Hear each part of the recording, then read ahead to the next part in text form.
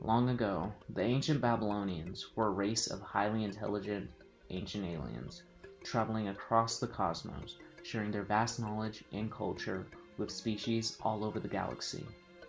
At some point, the ancient Babylonians made their way to a new planet, where their ship, known as Babylon Garden, crash-landed, with its engine unit, known as the Arcs of the Cosmos, sent to drift, lost in time for hundreds, even thousands of years. But the Babylonians had hope that someday the Arcs of the Cosmos would fall to this world and allow them to return to the stars that they truly desired. Every time they saw a shooting star, they held hope that maybe it was the Arcs returning to them again. Time passed, and the Babylonians shared knowledge with the planet they were on, which were inhabited by various races of anthropomorphic animals and humans who were blessed by the presence of these aliens. With their vast technology, such as what natives called a magic carpet, and their ability to help solve problems, the myth of the genies was created as they continued to bestow gifts upon the populace.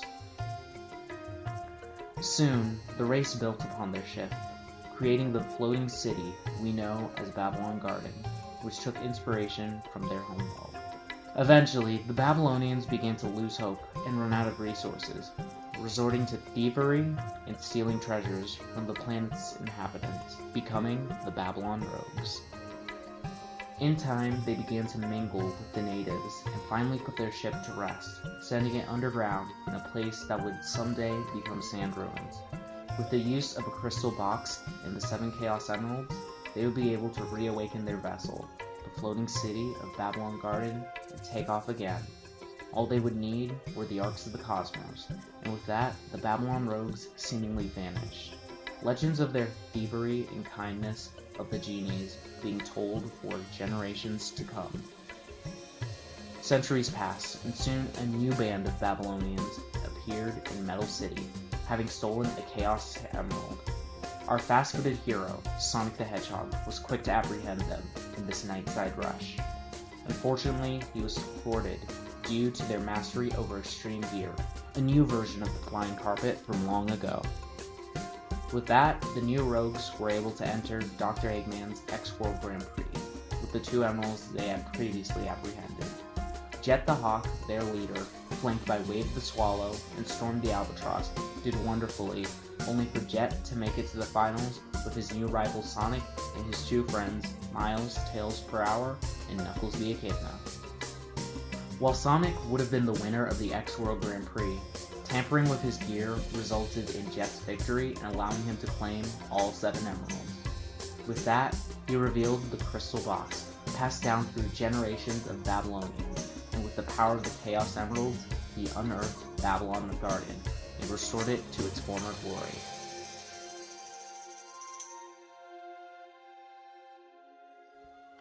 Unfortunately, Eggman made off with the crystal box and made his escape to Babylon in hopes of nabbing the ancient treasure that lies inside. The Babylonians were quick to chase him on Babylon Garden, with Team Sonic just a little ways behind.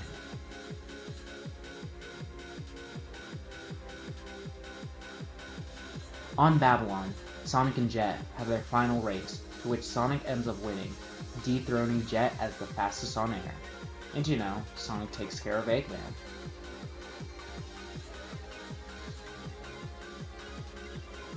But when the Babylon Rogues try to take the treasure of Babylon, they're met up with a real genie who guards the treasure, and after a battle with both the Babylon Rogues and Team Sonic, it's defeated, and they're able to get the Babylon Rogues' true treasure.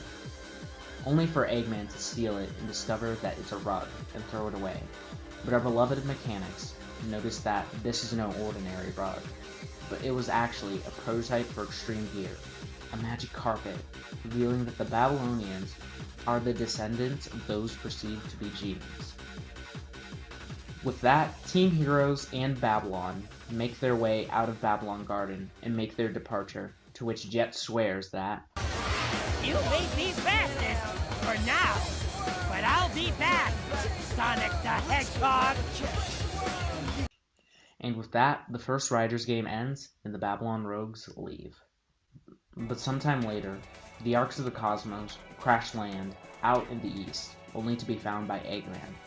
Eggman, having learned of the great power of the Arcs of the Cosmos, built a company called Meteotech, right at the crash site, which had the cover of protecting the Earth with an army of robots.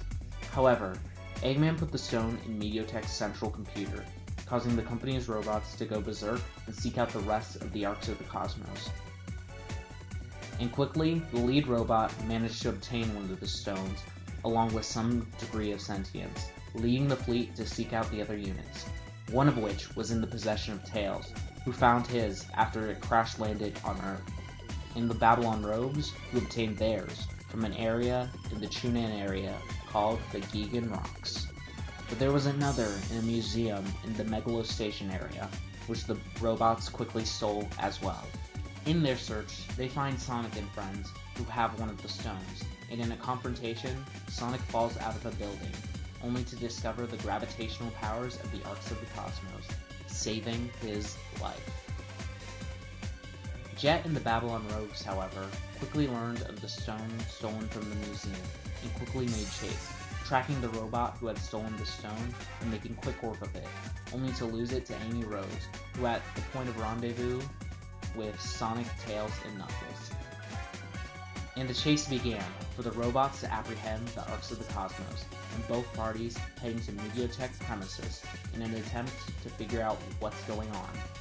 There, the Babylon Rogues and Team Sonic make their grand reunion, only to get in a race, and for Storm and Amy to get separated from the group. But back with the main group in Meteotech, it is revealed that Dr. Eggman is the one in control of Meteotech, and that he found one of the stones. Once he put the stone in the computer, the robots went berserk, and that's when everyone realizes that Storm and Amy are missing. So Team Heroes goes after her, while Jet and Wade head out to find the rest of the Arcs of the Cosmos. Amy and Storm end up in an area known as the Aquatic Capital, only for Amy to graciously give Storm her Arc of the Cosmos, only for the head of the robots to chase them again and randomly explode. With that, Storm also sees that it has an Arc of the Cosmos, and makes off with both it and Amy's stone. Team Sonic meets with Amy and are trying to figure out what was going on. That's when Knuckles suggests that they go to an old treasure hunting spot, known as the Gigan Rocks, so everybody heads there, and they learn of the Divine Wings, which turned out to be none other than Babylon Garden. Meanwhile, overhead, Storm returns with the Arcs of the Cosmos he swiped, only for Eggman to steal them right out from under their noses, and makes a mad dash out to Meteotech's mother computer, to which an angry Jet follows after him. Sonic and friends see this, and everybody races to an area known as the Crimson Tower, Meteotech's base of operations and the home of the mother computer. When Sonic and friends finally arrive, they find the Babylon Rogues waiting for them. It's revealed that Eggman is going to use the power of the Arcs of the Cosmos in order to send the robots rampaging across the world to build the one and only Eggman Land. It's there where the final showdown between Sonic and Jet begins. First one to nab Eggman gets all of the Arcs of the Cosmos. Huh? And the title of fastest creature in the universe. Huh, sounds like fun to me. Let's get started. Huh.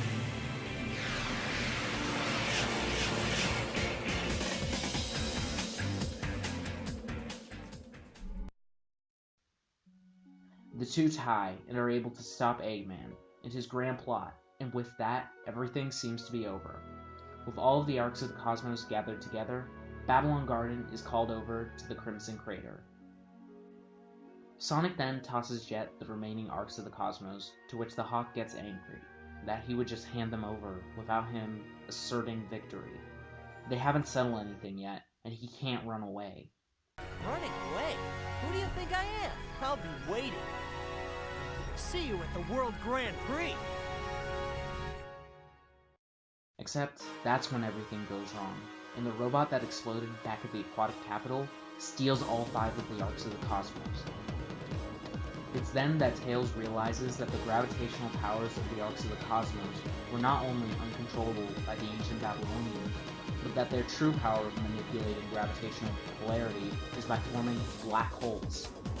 With the robot making its way towards the floating island, with the 5 arcs of the cosmos on hand, Babylon Garden implodes and reveals its true form underneath the city, which was the ancient Babylonian ship.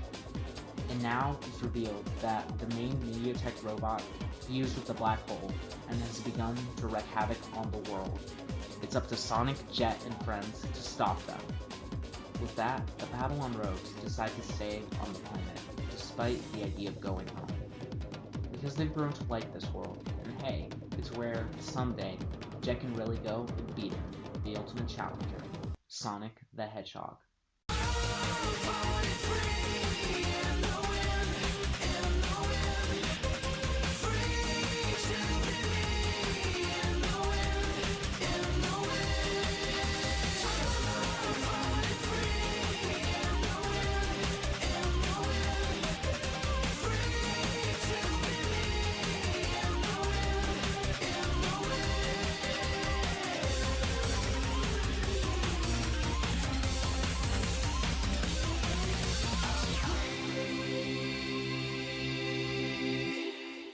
And then there's Freerider's junk, but that does not feed into Babylon Rogue's lore or anything, and was just a copy and paste of Sonic Heroes, so I'm not going to spend time explaining that.